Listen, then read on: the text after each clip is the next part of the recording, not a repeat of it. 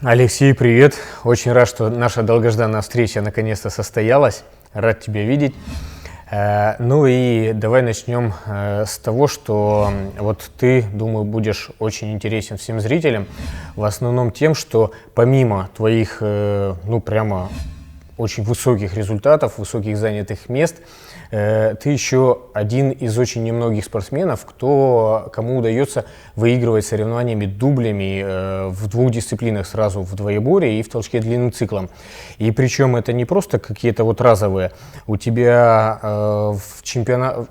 Ты уже выиграл, считая чемпионат в Ханты-Мансийске, уже 3 чемпионата России, дублями у тебя были 3 Кубка России, и даже самое начало твоей карьеры, когда соревнования ты только начал выступать еще по юношам, в далеком 2009 году ты уже тогда с гирями 16 килограмм тоже выиграл также дублем и в двоеборье, и в длинном цикле.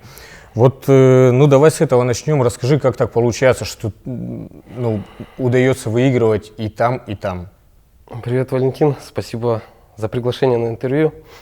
Да, начал заниматься гиревым спортом в 2008, даже чуть раньше, наверное, в 2007 году я пришел с борьбы, то есть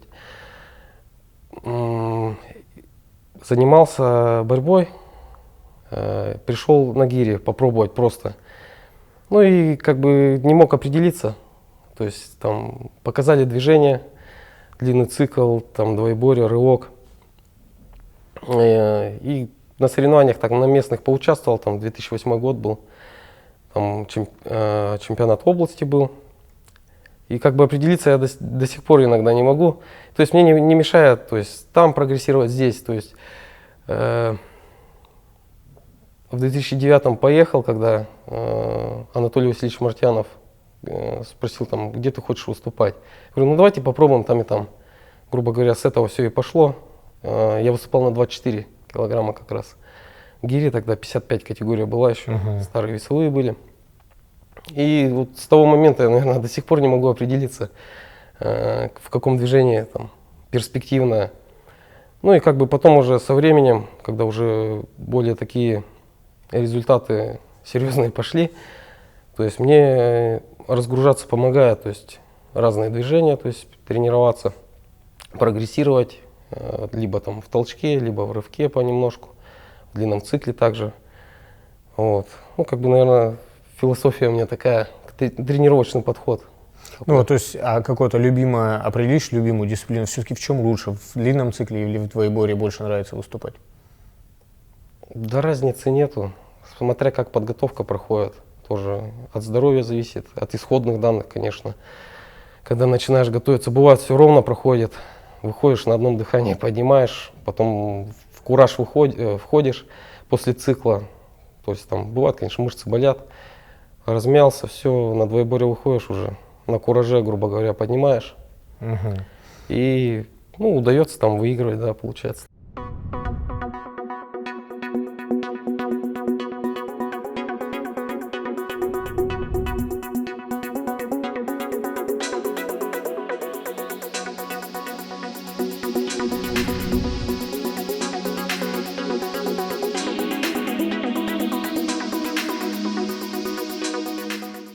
Ну вот все-таки на некоторых стартах ты пропускаешь одну из дисциплин, и по статистике видно, что когда выступаешь только в одной дисциплине, то выбираешь длинный цикл все-таки.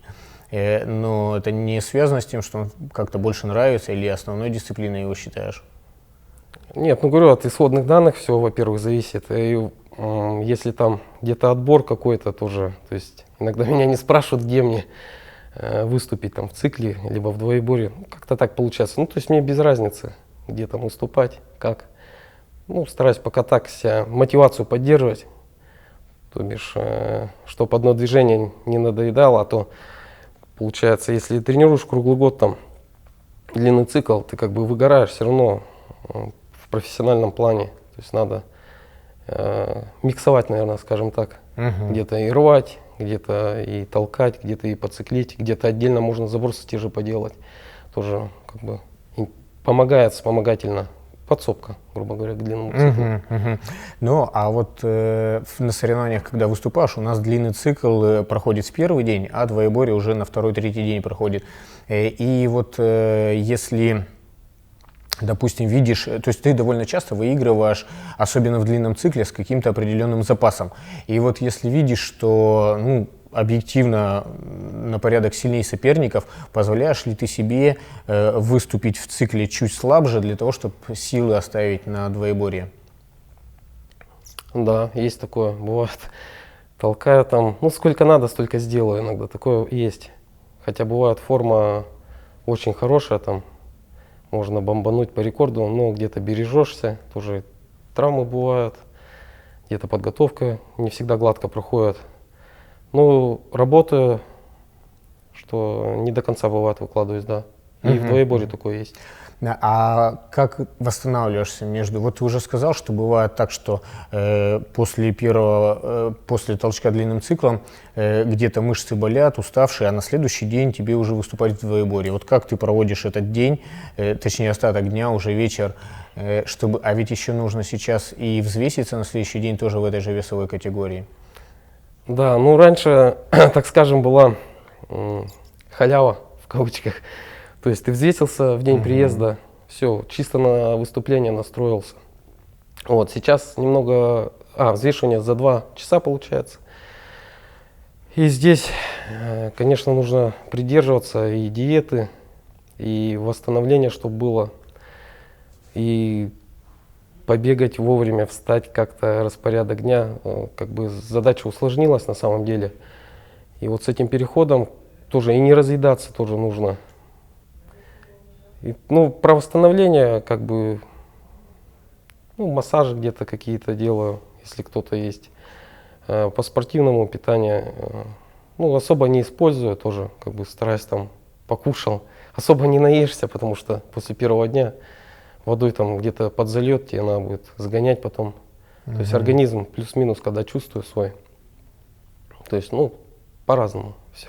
Ну, понятно. Каких-то таких прямо специальных наметочек нет на вот это восстановление между двумя дисциплинами? В основном это диета. То есть конечно, там тоже, да? Кто-то на низкоуглеводке сидеть, там, допустим, то там больше жиров потребляешь, белка. То есть можно 2 раза в день кушать, и как бы ты сытый всегда за счет жиров. То есть очень хорошо. Но опять же, это большой минус в том плане, что сил, допустим, нету особо там ускорение какое-то делать. То есть когда ты углеводы потребляешь побольше, ты можешь в конце ускориться. По-другому себя абсолютно ощущаешь. Вот. Но опять же, это чуть-чуть проблема с весом получается. Сгонять. Ну, как бы по-разному. Все, говорю, от исходных данных там зависит. Понятно. Давай поговорим о приросте твоих результатов. Вот, ну, первый прямо такой скачок был, естественно, когда ты только начинал заниматься. У тебя получился прирост с 2009 года. В 2009 ты был еще перворазрядником, в 2010 ты уже выполнил мастера спорта, и в 2011 выполнил мастера спорта международного класса. То есть такое, я думаю, сложно поискать спортсменов, которые настолько быстро прибавляют результат. И ну, сразу надо отметить, что на этом рост не остановился. И если проследить твои выступления, ну, дальше, после 2011 года, и вот вплоть до сегодняшнего, вот до чемпионата в Ханты-Мансийске, ты практически каждый старт от старта прибавляешь. Ну, вот, возможно, только иногда, когда экономишь силы в длинном цикле перед двоеборьем, там ты можешь сработать по какому-то старому результату. Но, в принципе, у тебя постоянно идет такой рост, что в двоеборье, что в длинном цикле, причем в двоеборье, что в толчке, что в рывке и в сумме. Вот, ну, расскажи, как, что ведь очень многие выходят на какую-то планку, ну, допустим, даже норматива мастера спорта международного класса, а потом уже сложно, то есть на протяжении вот у тебя более 10 лет ты все прибавляешь результаты. Вот что нужно делать, чтобы не остановиться на каком-то результате, а продолжать прибавлять? Ну, если так посмотреть тоже по годам, там в 2009 году я, грубо говоря, юноша был еще. Где-то на энтузиазме ты, на амбициях какие-то планки, да, ты ставишь определенно. Вот как молодой спортсмен приходит в зал Если там тренируется много народа, он видит, через 2 года я там буду вот таким, через 3 таким, а там мастером спорта международного класса. То есть я тоже примерно в те года себе планку поставил, там цель международника. Ну, плюс у меня база, конечно, хорошая была. То есть я с 1 класса спортом занимался. Вот. И, то есть планку эту достиг, а потом как бы конкуренция, соперничество где-то что-то. Ну, последние года уже, когда там начал 2 дисциплины на взрослых чемпионатах выигрывать, то есть я уже так долго варился в этой каше, так скажем, и уже как бы амбиции все уже как бы утихли, то есть доказывать ничего никому не надо, там как бы мотивации особо нету, как бы вроде черпай где ее, так народ тоже задает, вот тебе не надоело, я тоже отвечаю, ну бывает, надоедает, да, это все, но как бы уже, грубо говоря, ты утвердился, да, положение какое-то в обществе занял благодаря этому, а сейчас ты уже как бы все равно работаешь, получается, своему делу сам служишь, грубо говоря, в гирем. Если ты как бы у тебя есть направленность на свой вид деятельности, то это уже любовь к делу. Вот так происходит. Вот в том-то и дело получается, что вроде как ты говоришь, вышел на какой-то результат, да, и вот, ну, то, что народ-то, как раз народ почему и спрашивает, что столько лет ты выигрываешь соревнования, показываешь огромный результат, и как вот ты дальше при этом, что ты уже всего достиг, и продолжать мотивировать себя на увеличение результата, то есть взять твои результаты 5-6 лет назад, они были другие, не такие, как сейчас. Ну, я особо не ставлю там какие-то потолочные цели.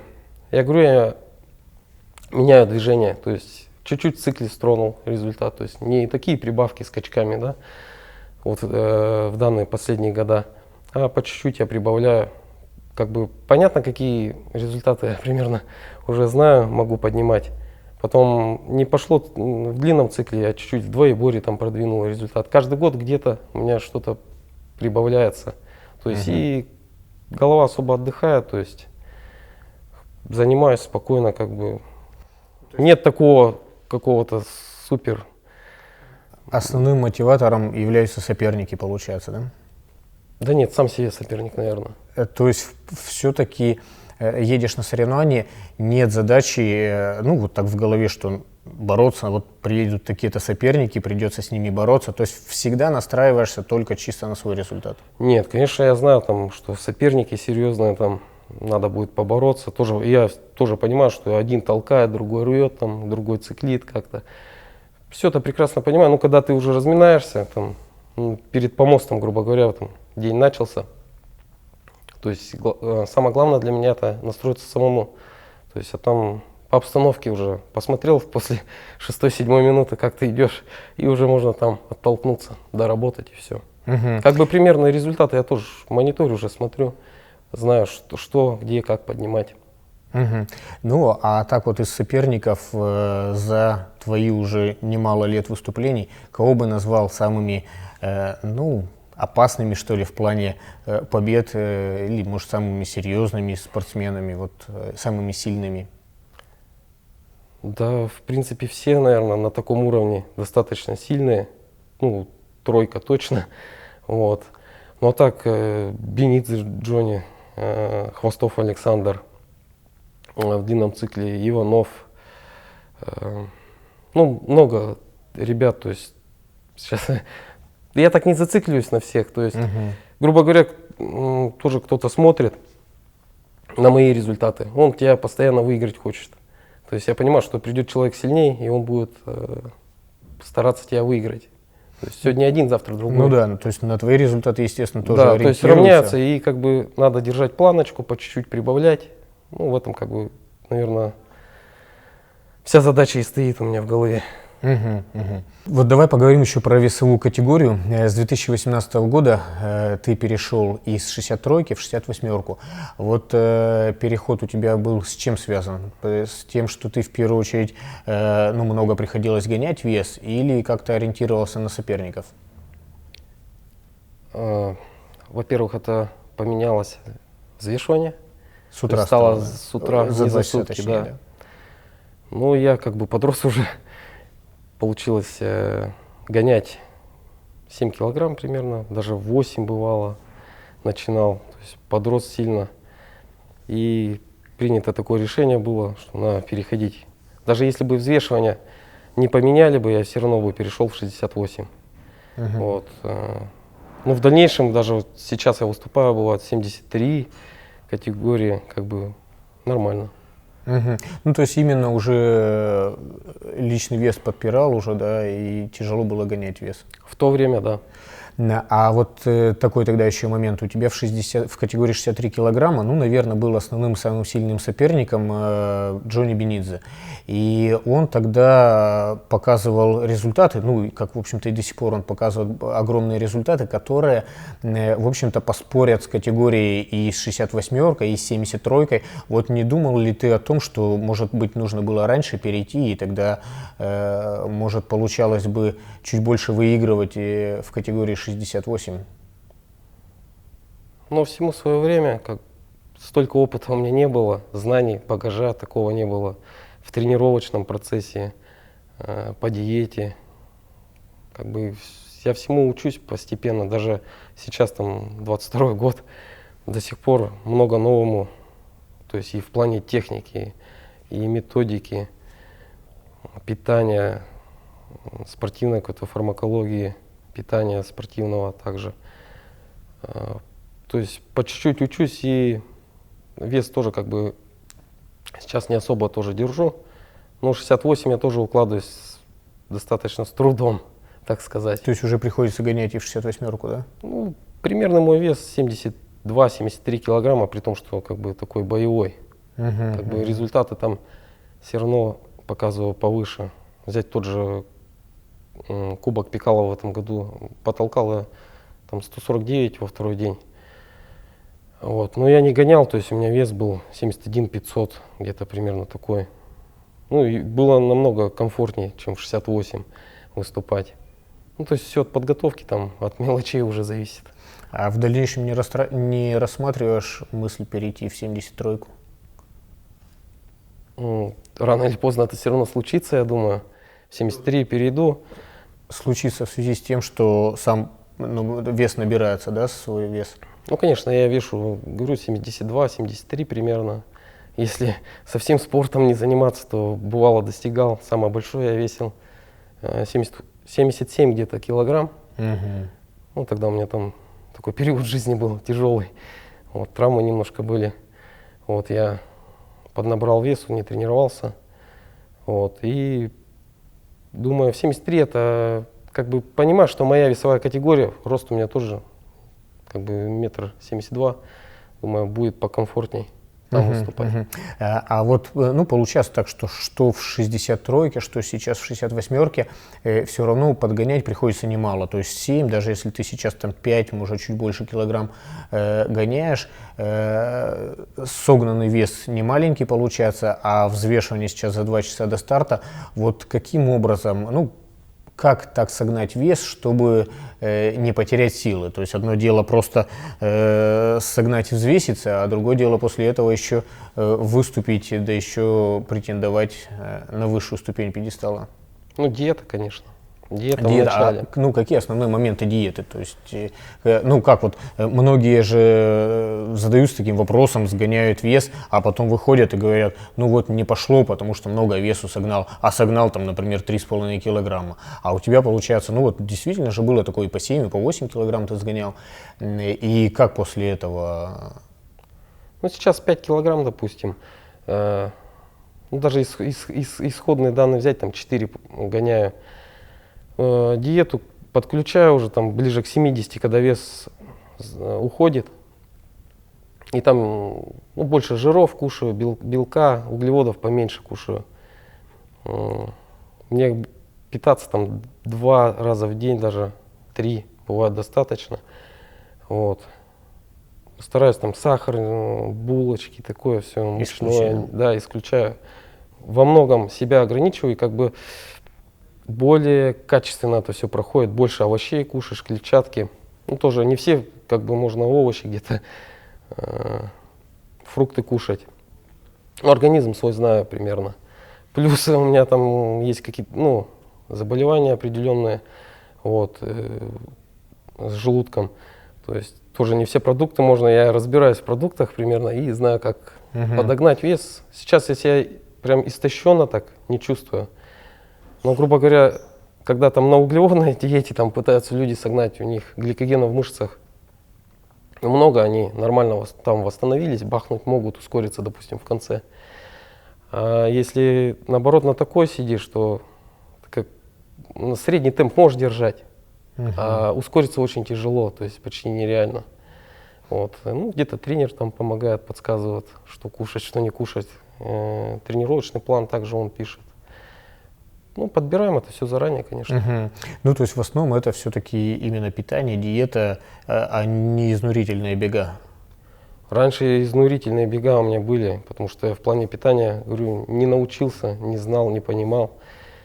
А ну, вот, когда за 2 часа сделали, пришлось чему-то новому учиться, экспериментировать, где-то на ошибках на своих учиться тоже. И получается, да, диета – это основа. Понял, давай перейдем теперь, ну, наверное, к одной из самых интересных частей нашего разговора. Это методики твоих тренировок. Тут все должны взять бумажку с ручкой и записывать, я так надеюсь. Ждем секретов. Но, во-первых, так как ты выступаешь все-таки и в длинном цикле, и в двоеборье, вот интересно бы услышать, как ты совмещаешь это в тренировках. То есть как-то периодически, ну, периодами тренируешь или как-то одновременно, или что, как внутри недели, внутри месяца, как разделяешь двоеборье и длинный цикл? Ну, длинный цикл я на самом деле не так часто тренирую. Я там делаю подсобные упражнения в виде забросов в основном. Вот. Ну, циклю стараюсь там раз в недельку все равно поциклить, прийти, потому что после него тоже восстановиться надо. То есть такое энергозатратное движение. Вот. А так в основном я толкаю, чуть-чуть рывка делаю тоже. Как бы убрал рывок в основном. Не рву, честно скажу, признаюсь, не рву я на тренировках. Это вот перед чемпионатом России нынешним я, наверное, порвал 2 раза всего. А почему? 32-ку я порвал по 3 минуты раздельным стартом. Все, говорю, мне хватит. Потом понимаю, что где-то техника подзабылась, какие-то такие мелкие нюансы порешел, наверное, уже там на восстановительную, взял 28-очкой и чисто на технику поработали. Попросил ребят со стороны посмотреть. Там в зал, пришел специально в зал потренировать рывок. Вот, посмотреть, чуть-чуть сам себя там поснимал, посмотрел и уже оценил, где, что, какие нюансы добавить надо вспомнить. И, в принципе, в голове тумблер сработал, технический так план поднабрал и поехал. В принципе, неплохо я порвал. То есть, получается, рывок у тебя тренировался вообще чисто за счет какой-то общей функционалки, да, технику вспомнил и вот готов выступать? Ну да, рывок это же более такое техническое упражнение, так скажем. И плюс я раз длинный цикл выступаю, там все равно забросы. Та же нагрузка, даже посильнее, там 2 гири закидываешь на грудь. Вот. А в рывке просто нужно момент уловить верхнего положения фиксации. Как сбросить гирю, где подорвать ее, махнуть. Ну, я не идеально рву, конечно, там техника есть куда учиться. На это времени просто на рывок не хватает. В основном я очень хорошо разбираюсь, как толкать. Ну а почему еще, вот раз ты уж про рывок начал говорить, рывок как раз вот если брать из 3 упражнений, то он визуально, наверное, не самый любимый у тебя, по крайней мере по результату, в нем больше всего есть сказать, куда тебе расти, да? И если бы ты рвал там, ну в сумме рук там подъемов на 20 побольше, да, то, наверное, бы более уверенно выглядел бы на соревнованиях относительно соперников. Почему тогда? Ну то есть если ты сейчас тратишь, вот как ты говоришь, тут 2-3 тренировки сделал до такого, до главного старта в году, почему бы, ну, им как-то не заняться, да, более плотно? Ну, первое, конечно, другие упражнения просядут в виде длинного цикла, толчка. Вот. Второе, я левой рукой мало рву, то есть большинство, наверное, зрителей, кто посмотрит, посмеются, я там, ну, 60 раз потолок левой рукой я рву, там техника хромает, и из года в год я говорю, надо вот натренировать, начать. Потренировал, бывало там 70-80 заходил подъемов. Ну, как-то, не знаю, это мой конкретный минус. А в основном я тащу правой рукой, то есть я там 130 плюс вырываю. И можно рвать дальше даже, там, срываю руку, как бы и плюс-минус, чтобы темп не потерять. Бывает, вот на этом чемпионате рвал, так легко было. Я думаю, можно 10 минут отстоять. На прошлом чемпионате тоже рвал, 10 минут можно и отстоять. А правой, да? Начинаешь Да. с правой, да? Ну, как бы результат бы там не 180, грубо говоря, получится, а там, ну, 170 можно, 160 там где-то. Вот. Меняешь и правой просто дорываю там на скорость. Вот. Ну и фиксировать в конце же тоже нужно, пристально следят, когда там очки, небольшой разрыв, то есть не надо, чтобы подъем не считали. Я лучше передержу вверху, ну, четко отработаю свежей, ну, рукой. Так, получается у нас тогда теперь толчок, длинный цикл ты почти не тренируешь, основная тренировка на толчок, только делаешь забросы. Рывок ты тренируешь по минимуму, то есть что основные все тренировки сконцентрированы на толчок, получается? Ну, большая часть, да, на толчке. Тогда рассказывай, как тренируешь толчок. Но в толчке чудо не происходит. Тоже определенная предрасположенность, наверное, должна быть в нем. Вот. Ну, вообще, тренировочный метод какой? Основная это физическая подготовка, там, заблаговременно до старта там стараюсь, ну, вообще, физические упражнения все сделать. Ну, то есть за не с гирями, за что ли, месяца, да, ну, штанга, там где-то что-то подкачаться, такое. То А есть с именно гирями, грубо подкачка, говоря, да? мне в форму войти не так много времени нужно. Я замечал, 6 недель мне хватает. То есть раньше я делал проходки там 7-8 минут. Бывало, да, там 7,5 стоял. 7 минут у меня такая золотая середина. Но потом пришли к выводу, что мне вообще проходки не нужны. То есть толкнула 6 минут, там 100 подъемов. Бывало время, самое большое, вот в апреле месяце. Поехал на соревнования, там 150, грубо говоря, толкнул. Вот. Ну, это просто отследить состояние, наверное, организма своего. А так, в основном, общескоростные тренировки я делаю на взрыв, то есть в толчке. А ну как, в неделю сколько раз тренируешься? Ну, 4-5. 4-5. И что в основном получается, все в основном толкаешь?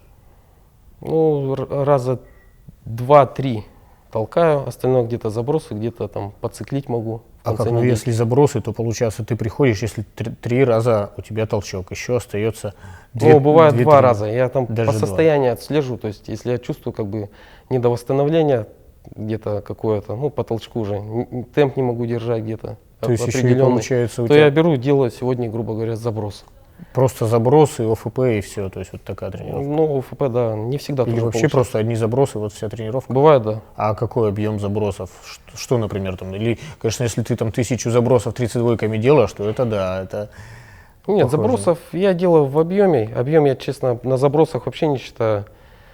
Вот. По толчку считал как-то, даже интервальный метод делал. То есть там минуту толкал, 1,5 отдыхал. Как-то давно тренировался, у меня получилось 20 подходов. Я сделал 403 раза. Это в пандемию дома тренировался. Жена считала.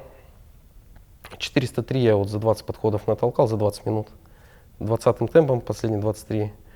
Ну, как бы интервальный метод тоже хорош, но тоже вовремя, если его делать, а перед соревнованиями я бы не советовал. То есть основная масса тренировок у тебя получается, ты и длинных не делаешь подходов, да, проходок, и ну вот интервала каких-то минутных тоже мало делаешь. То есть в основном какие-то средней длительности подходы, да, по 3, 4, 5 минут такие. Перед соревнованиями, да, по 3, по 4 минуты, то есть объемом загружаешься. Ну, во всех видах, наверное, спорта тоже специальную работу к соревнованиям уже делают и на объеме там потом снижают этот объем и уходят, грубо говоря, на пик. А так интервальный метод делаю, то есть у меня отдых просто там, например, минуту поднимаю, бывает 4-5 отдыхаю, потом опять минуту поднимаю, 4-5 отдыхаю. То есть в зависимости, что я хочу получить от тренировки. Если там наработка темпа, там силовую базу какую-то набрать, то есть темп очень высокий берешь, поднимаешь, но потом восстановиться нужно. А так изнуряться там минуту через минуту, вот эту классику, как любят все, я такое не делаю, То есть не занимаюсь таким. Минуту и отдыхаешь дольше минуты, что ли, даже? Конечно, по 4, по 5. Так это, То есть, можно, так это с утра до вечера можно так тренироваться. Ну, я не делаю там много подходов. То есть, если темп взять хороший, высокий, то бывает и там хватает подходов 8. Подходы я делю тоже. То есть, допустим, сделал 5 подходов, потом серия, я называю так ее, 10 минут отдыха вообще полноценного. Можно разминаться, кровь там погонял, пульс вошел опять в зону, и опять там заходишь на 5 подходов. Бывает таких по 5 подходов, там 3 серии, допустим, за тренировку. Ну, бывает по 3 минуты отдыхаю. То есть в зависимости от формы все. Не форсировать, самое главное, результат по чуть-чуть набирать. Вот. Ну, главное не форсировать, да, в тренировочном процессе плавномерно надо идти. То есть не торопиться, не гнаться за результатом где-то. То есть смотреть за состоянием, следить за восстановлением. Вот, а так, на числа я никогда не опираюсь. Даже когда выхожу на помост, я в табло особо не смотрю. Время тоже не любитель. То есть я там, бывает, да, говорят, вот он полетел, 16-17. Как бы вначале ты свеженький, там проталкиваешь, 2 продоха у тебя хватает и выталкиваешь. То есть потом чуть-чуть закислился, у тебя темп уже примерно твой в толчке идет там 15-16, допустим, и все, на этом тянешь. Ну, потом на 7 я, конечно, сбавляю, там, на 13-14, но не потому, что я там так захотел, а на время я особо не смотрю. То есть и темп какого-то запланированного темпа на соревнованиях у тебя не существует?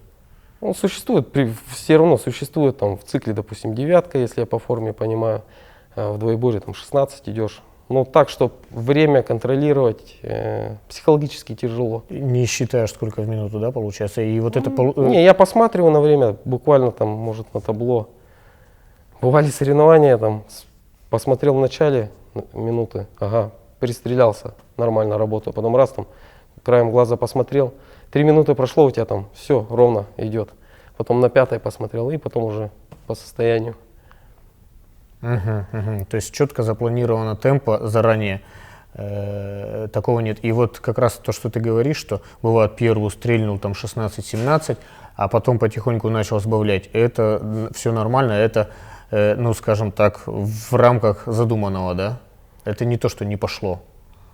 Ну, стараюсь, конечно, держать этот темп, но если просаживаться организм, то я как бы, ну, просел, в конце стараюсь вообще, чтобы он не падал. Бывает же у меня там и на 10 падал, на 11, как бы с такого, бах, откат такой пошел. Вот, а тут 12-13, как бы, думаю, это нормально. Ну, просто, наверное, большинство спортсменов обычно придерживаются логики такой, что, наоборот, начинать спокойно и плавно как-то разгоняться под конец дистанции, ну, либо вообще разгоняться на все 10 минутки, потихоньку прибавлять. То есть ты такой логики не придерживаешься? Нет, придерживаюсь. Но говорю, тут исходные данные какие должны быть. Какая диета та же. Как вот готов, да? Да, как готов. Восстановление тоже. Говорю, кто-то вот гоняет так, он может в конце ускориться. А ты если гонял там по-другому немножко, да, питался, ты в конце, ну, ничего не выдаешь, тебе ровным фоном тогда идти. А я, ну, и от методов тоже. То есть бывало, не успеваешь, стартов много, у тебя там скоростной силовой цикл подготовки идет, да, скоростные больше поднимаешь, а объем просто не успеваешь сделать. Ты можешь там вначале быстрее пойти, ну, или в конце ускориться как-то, пытаться. Ну, то есть от подготовки, от исходных данных все зависит. Ну, еще вот в тренировках, вот расскажи, как ОФП, какие-то такие тренировки, кроме гирь, что еще делаешь и насколько много? ОФП в зависимости от плотности графика, так скажем. Соревновательного. Да, раньше я занимался, ну, грубо говоря, жимом, тягой и приседаниями, там маленько подкачивался, все равно в конце сезона это, когда время было там в декабре месяце, уже гири поднадоедают, падаешь на штангу там, сделаешь упражнения все эти базовые, ну и мелкие тоже мышцы прорабатываешь, стараешься. Бегать я, конечно, не любитель, у меня тоже были травмы определенные, вот, и, ну, стараюсь бегать там чисто для поддержания, так, чтобы какие-то результаты там в бегах ставить, марафоны бегать. У меня такого нету. Даже об этом не задумываюсь. Как бы, если надо, я могу там пробежать 20 километров, 12. То есть по выносливости я нормально себя чувствую. А так, что в основу я это никогда не беру. То есть бегаешь немного, нерегулярно, да? Ну, в основном, когда вес там погонять, расслабиться где-то, чувствую недовосстановлен, пошел там в парк, пробежался. Обычно это 8 километров у меня, минут там 40 выходит, бывает 45. То есть так прям какое-то число в голове, чтобы я задал, вот мне надо столько пробежать, такого нет, никогда не было. А как выносливость тренируешь? Бег вроде у гиревиков, но чуть ли не основное упражнение для выносливости как раз. Не знаю, мне кажется, это вообще заблуждение. То есть параллельная вселенная, там, бег и гири поднимать. Ну, у тебя специальная подготовка должна быть. Там, ты можешь также там развиваться на гирях, ту же выносливость развивать спокойно, там, скоростной силовой цикл включать, объемный. Пожалуйста, тренируй. Но ты там марафонец. Ну, я не знаю, это у каждого, наверное, свое. Может, я ошибаюсь. Это мой субъективный взгляд такой на вещи. Ну, опять же, получается, бегать ты, ну, практически там не бегаешь, мало бегаешь, да, но и длинных подходов мало делаешь на тренировках, а выносливость-то как, короткими подходами тренируешь? Ну, конечно, объемом, то есть те же подъемы за тренировки. Ну, тоннаж, наверное, все гиревики считают, там, стараются все равно. Если даже не считали, хоть раз в жизни он считал, там, сколько я тонн поднял, там, ну, сколько подъемов я за какое время сделал, там, объемную тренировку, там, бывало 12 минут, посчитаешь, там, ага, здесь я столько поднял. И тоннаж, там, бывает 30-ки поднимал, либо там потяжелее где-то гири. Вот. Ну и считаешь, все равно от объема можно оттолкнуться. Это все равно выносливость будет. А в минутах за тренировку сколько суммарно в подходах, сколько примерно нарабатываешь? Ну, то есть вот подходы, если 3-4 минутные, сколько их за тренировку делаешь? Ну, в зависимости от интенсивности, тоже от подготовки все. Ну, интенсивность — это количество подъемов в минуту. Ну да, понял. Да, имею в виду. Вот. Ну, самая маленькая, наверное, это минут 10 выходит.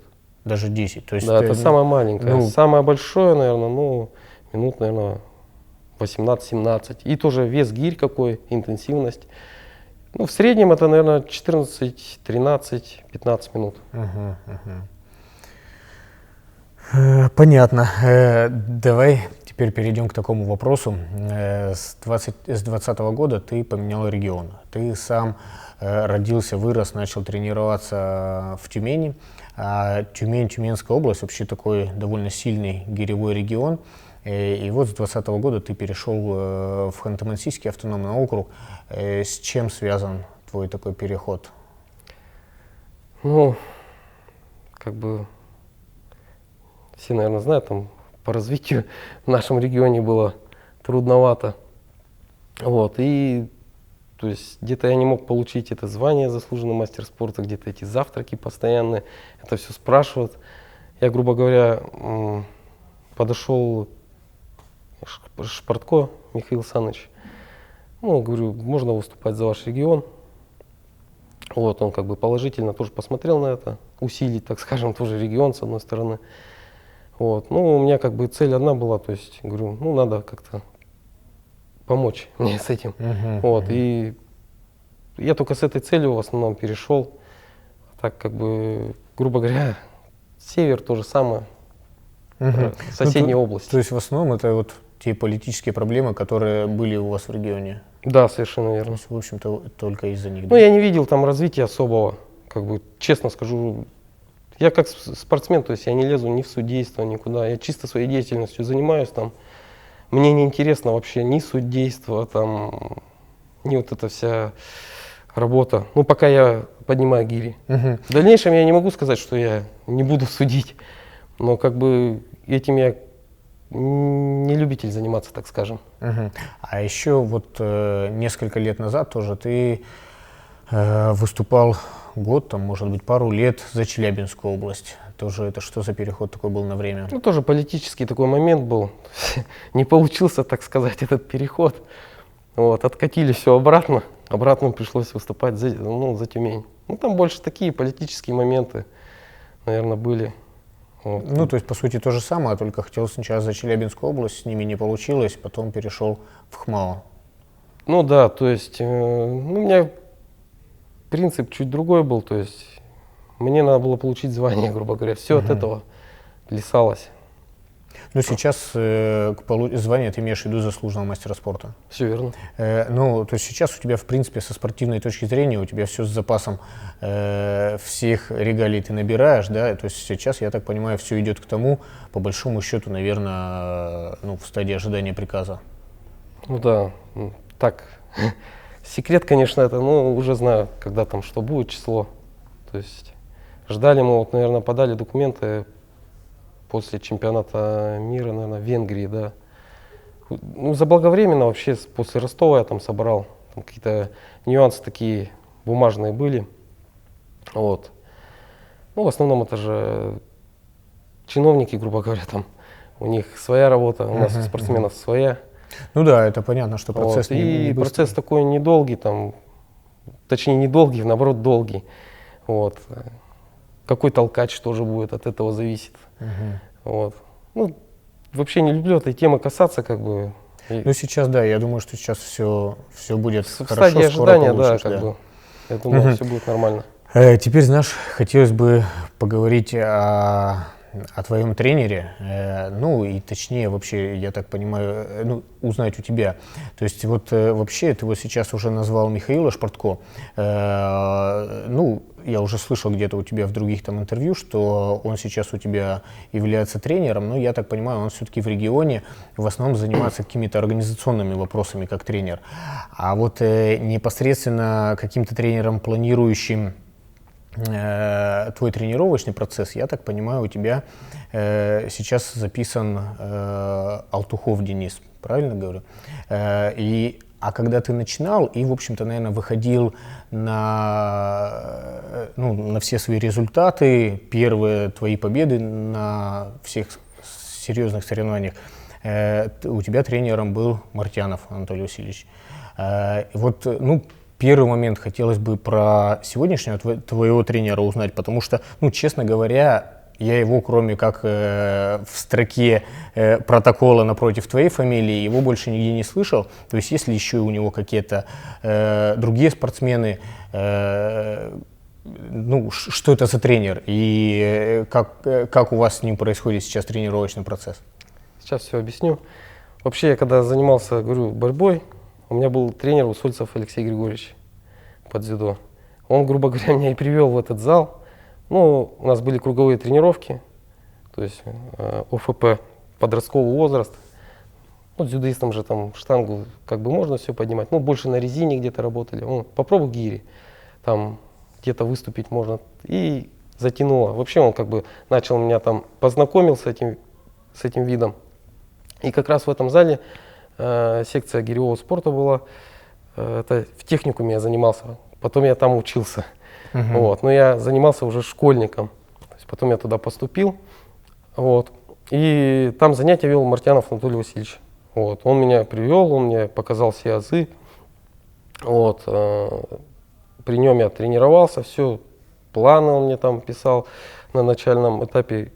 Безусловно, я ему благодарен. То есть, ну, как бы они вместе постоянно там были. Алексей Григорьевич как бы. Вот. Но потом так, как бы, политически где-то, ну, по развитию я уже сам больше там занимался, такой прогрессом своим. Вот. И с Денисом он тоже занимался у Мартьянова Анатолия Васильевича, но он жил на одном краю города, а я на другом, то есть мы не знакомы были. И потом как-то на соревнованиях просто чисто случайно познакомились, то есть он постарше меня, 38 ему где-то, наверное, сейчас, да. Вот. И он занимался там, любил спорт вообще в целом так. Сам тоже гири поднимал. В принципе, результат у него такой был, ну, в те года, конечно, он там поциклил минут 7, 50 раз, как бы кандидата выполнял. До мастера вроде там 7 подъемов. Он говорит, мне не надо. Я тогда еще удивился, но я как бы юноша был. Ну, у него так своя философия, в общем, я как бы не лез. Так он сильно как бы начитанный человек, все эти методики, там что-то разбирается, читает. И он, давай попробуем там, как раз я срочную службу проходил, ну и как бы пошло-поехало, у меня тоже мертвая точка была, там в своих дисциплинах в определенных. И у меня в двоеборье такой прорыв очень сильный пошел в 63-й категории. То есть я тренировался, то есть не мог со 110 там, в толчке уйти. И там бах, 120, по чуть-чуть 127, 130, потом раз, 135, 141, все в 63. Это вот как раз когда попробовали с ним тренироваться? Да, с 2014 примерно я с ним начал заниматься. И в 2016 Кубок России был в Алуште, по-моему, первый. Даже ты выступал там, точно помню, да. Я потолкал там 141. Вот, в 63-й тоже выступал. Ну, как бы прогресс такой прям на лицо был. Вот. И как бы занимаемся, он потом уехал из Тюмени работать в Архангельск. Вот. И так пишет онлайн, то есть до сих пор я онлайн тренируюсь. То есть сейчас у тебя твой основной тренер пишет тебе тренировки удаленно? Все верно, удаленно. То есть он, да, может, он не понимает там где-то технические моменты, но это я сам как бы улавливаю. Но планирование нагрузки в основном все он занимается. Чисто корректируем уже, исходя из состояния. То есть я же тоже примерно понимаю, но тренируюсь тоже, как бы некоторые говорят, ты же можешь сам заниматься. То есть понимаешь все. Вот. Ну, чтобы голову не грузить этими моментами, ему же со стороны тоже видно там по нагрузочке где-то как. Я себя либо могу недооценить, либо переоценить. То есть... А как, опять же, как ему со стороны видно, все-таки ты спортсмен такого высокого класса и удаленные тренировки? Ну, запись видео где-то, тоже записал там состояние свое, как прошел там подход, допустим, какой-то, либо вообще по объему там, как прошли тренировки. Ну, такие тонкости, нюансы. Ну, то есть он полностью планирует твой тренировочный процесс, и это происходит удаленно, и как бы вот тебе нравится, и результат от этого, ну, от такого вашего совместного труда результат, получается, прибавляет. Так получается? Все верно. Ну, это здорово. Да. Давай еще поговорим о твоем, ну, об образе жизни, о жизни еще вот вне спорта. Вообще, чем еще по жизни занимаешься? Может, какие-то хобби у тебя есть, кроме гирь? Вообще, в целом, как расслабляюсь. Ну, расслабляешься, хобби. да, может, какие-то увлечения, может, даже работа, не обязательно расслабление. Вообще, чем живешь? Ну да, я там подрабатываю тоже, не без этого. А так, по хобби, ну, в принципе, сказать, что я там рыбак, нет. Ну, езжу на рыбалку тоже, вот, вытягивают маленько. Ну, в принципе, хватает домашних хлопот тоже. Жена, ребенок, где-то там съездить к родителям жены, где-то у себя тоже дача там, то есть помочь своим родителям. Вот. Ну, забот вообще, хлопот так хватает. В целом, если рассказывать, то это как бы бытовые в основном все такие нюансы. Вот. Как бы хобби, ну, разные тоже, как бы ко всему я привыкаю там тоже. И в отпуск бывает ездим там. То есть у нас дочке было 11 месяцев. Рванули в Калининград, как бы перелет вроде, куда там с ребенком. Все говорят, вы поперлись. Не знаю, ну, тоже. Я как бы, ну, легкий на подъем, на самом деле. А вот семья, ты начал про семью говорить, у тебя же супруга Алена, она тоже когда-то была спортсменкой именно гиревичкой.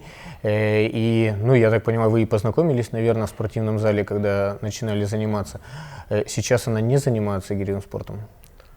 Ну, она занималась в районе, то есть мы знакомы постоянно были, там ездили где-то на соревнованиях, пересекались. Но потом так получилось, вот, познакомились поближе, так сказать. И, ну, жили долгое время, потом уже там решили там пожениться, вот. Гири, да, она поднимала, то есть, ну, неплохие результаты у нее были, там по юношам она выступала в основном. Ну, у нее вес раз небольшой, там сколько, 43, наверное, она 44 весит, то есть 24 килограмма тяжело, плюс категория 63 килограмма, норматив большой. Вот. Ну, 24-ку она рвала, тоже там в районе 90 подъемов делала. Вот. Ну, потом как бы тоже пришли к выводу, что если чисто гири поднимать, то не стронется, как бы вес надо поднабрать. Вот. Позанимались ОФП, в общем, результат там пошел и как раз в декрет ушла. Вот. А так как бы у нее вообще сфера ее деятельности не связана со спортом, то есть она юрист по образованию, вот, но работает тоже потом в сферу спорта все-таки затянула в детский юношеский центр. То есть она там юристом работала, потом вот замдиректором стала, поработала, сейчас в декрете. Ну, как бы не знаю дальше, чем она будет заниматься, конечно, ну, юридической деятельностью, либо туда выйдет, как бы, пока, наверное, думает. А спорт у нее, наверное, больше уже как, ну, хобби. Но вот со стороны, ну, семьи уже, так можно, наверное, да, сказать, жены с ребенком, поддержка тебя как спортсмена в семье присутствует, да, и вот я видел, приезжали сейчас в Ханты-Мансийск на соревнования поболеть. Чувствуется поддержка, семейная поддержка? Ну, поддержка, да, конечно, чувствуется, но и тоже переживание за счет этого. То есть ты выходишь и знаешь, что у тебя тут где всю семью привез, грубо говоря, смотрят. Вот. Ну, тоже груз определенный есть. Вот, ну, раз у нас тоже семья спортивная, грубо говоря, она тоже и на лыжах ездит, и в волейбол играет там. Ну, грубо говоря, кто в сельской местности, наверное, жил, все чем-то занимаются, какими-то видами спорта. Вот, все понемногу умеет. Ну, вот дочь у нас тоже, мы ее на плавание отдали, ну, ходить стали с ней с 4 месяцев. Вот она сейчас грудничковым плаванием занималась, сейчас уже там с мамой тоже ходит, она занимается, в общем. Но дочь планирует уже в будущем взяться за гирей? Вот так подходит, тягает, бывает, да. У нас гирьки такие есть там в деревне маленькие. Вот, она там их отрывает, ну, как бы, знает, папа поднимает постоянно. Ну, а так, как бы, если захочет, то, пожалуйста, пусть поднимает. А так, целенаправленно, что в гире, нет. Пусть там общей физической какой-то подготовкой занимается, либо тем же плаванием, если понравится. То есть, ну, чем захочет. Так, чтобы направленности чисто в гире, такого нету. Леш, ну, по большому счету, вопросы на сегодня закончились. Хотелось бы, знаешь, от тебя еще услышать какое-то, ну, какие-то, скажем так, может быть, напутственные слова, как уже от человека, добившегося в спорте определенных успехов, вот для тех ребят, которые только начинают заниматься, ну и, возможно, какие-то пожелания и советы, как им вырасти большим чемпионом. Самое главное верить, не останавливаться на достигнутом, верить в свое дело, в свои результаты, с холодной головой там подходить, учиться постоянно в тренировочном процессе, там, по питанию, там, по методикам, экспериментировать, не бояться в этом плане. Вот. Не останавливаться, главное, чтобы был рост, не зацикливаться ни на чем. Это тоже как бы придерживать человека. Вот. Ну, а пожелать, наверное, тоже здоровья, поменьше травм, тоже избегать этих всех нюансов. Вот. Ну, в принципе, все, наверное. Ну все, спасибо большое за беседу. Рад был тебя видеть. Спасибо. Спасибо.